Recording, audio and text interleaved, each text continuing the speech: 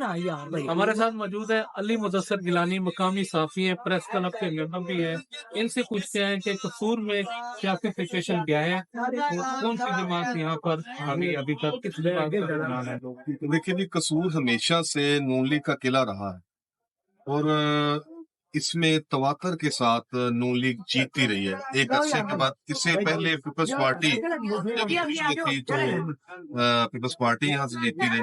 नून league के बाद पहली मर्तबा यहाँ पे एक खला जो है वो बना है। ये गुज़िश्ता जब इमरान खान की पार्टी ने बूस्ट किया है तो वो खला इमरान खान साहब ने पुर कर लिया।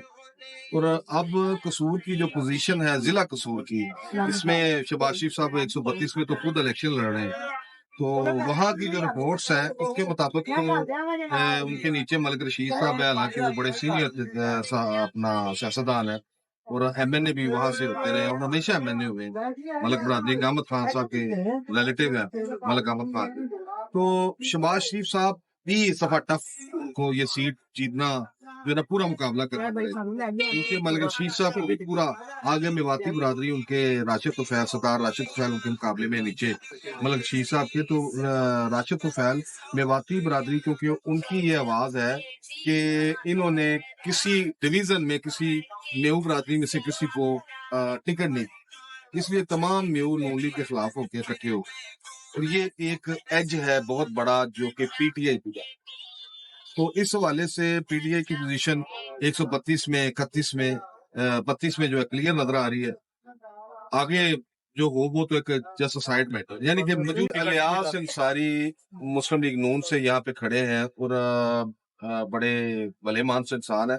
उनके मुकाबले में नईम सफ्दर है जिसे टिकट मिला है शेर का, लेकिन इलियास अंसारी साहब को टिकट नहीं मिला। इसके बावजूद वो अपनी पोजीशन जो है ना वो कायम करते हुए नजर आ रहे हैं और बड़ी तेजी से बूस्ट कर रहे हैं और वहां पे उनका नाम गूंज रहा है जहाँ पे अभी दूसरे कैंडिडेट नहीं गए। लेकिन इन तमाम चीजों को बलाए ताक रखते हुए जो हालात तो वाकयात कह रहे हैं ना जी, नून लीग की आपस की लड़ाई का ये फायदा भी पीटीआई को हो सकता है।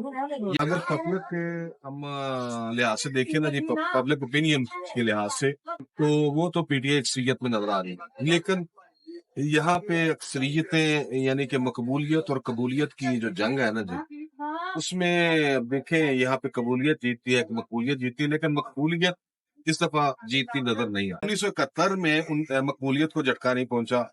71 में शेख मुजीबुर रहमान ने 164 सीटें ली, 162 सीटें ली और जबकि जो कबूलियत वाले थे जुल्फकार अली भुट्टो उन्होंने सीटें ली थी उस वक्त जनाब 84 में। क्योंकि इस दफा ये 2018 का इलेक्शन और था, ये इस दफा का जो इलेक्शन है ना जी 2023 का, ये इंतहाई किस्म का तब्दील इलेक्शन नजर आएगा लोगों को और नजर आ रहा है, नजर आएगा क्या नजर आ रहा है।